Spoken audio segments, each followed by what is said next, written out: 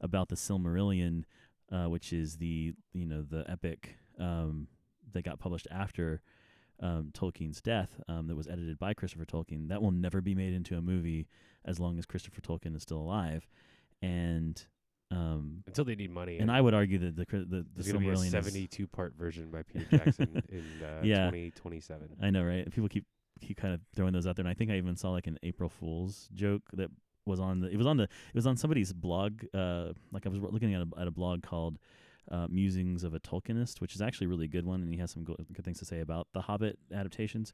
But I was looking at the blog roll, and one of the posts from another site was about Peter Jackson announces filming of the Silmarillion, and of course, as soon as you click on it, it says this post does not exist. Yeah, and I was like, of course, it doesn't exist. It might have been an April Fool's joke, but I think I saw something about it being potentially adapted into something for TV. But like I said, it's probably a joke. Well, if it's not a joke, it might be the Silmarillion Film Project, which is from Mythgard Academy, which is Corey Olsen, who is his podcast is called The Tolkien Professor, and he's the president of Signum University, which is a university that's dedicated to kind of changing the way that education happens. And his Mythgard Institute, you can actually get a master's degree in literature, focusing on science fiction and fantasy.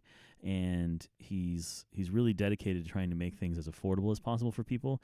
And also, while you're doing stuff online, you're also trying to connect with people on a personal basis instead of it just being like, here's a class you take and you never really have much interaction with the people in it. Anyways, that's a side note. Yeah. But they have a Silmarillion film project where they are imagining an adaptation of the Silmarillion for TV. So I'm wondering if that's what it is. Maybe that's what I saw. I didn't read the article because I don't. Yeah, it's completely speculative. They don't have any rights. This is not to sound to any of the Tolkien fans we have out there. Mm-hmm. This is not for me to sound disrespectful. I don't care.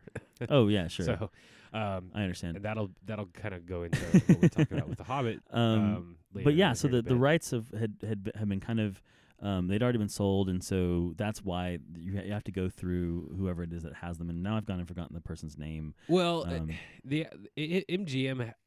What they found out was that MGM had the film right shot The Lord of the Rings in order to kind of give it some sort of to match it. Some sort of flow and continuity to the whole series. Now, when originally these were going to be made, to note, they are only going to be 2 films. Right. And that was going to be an unexpected journey and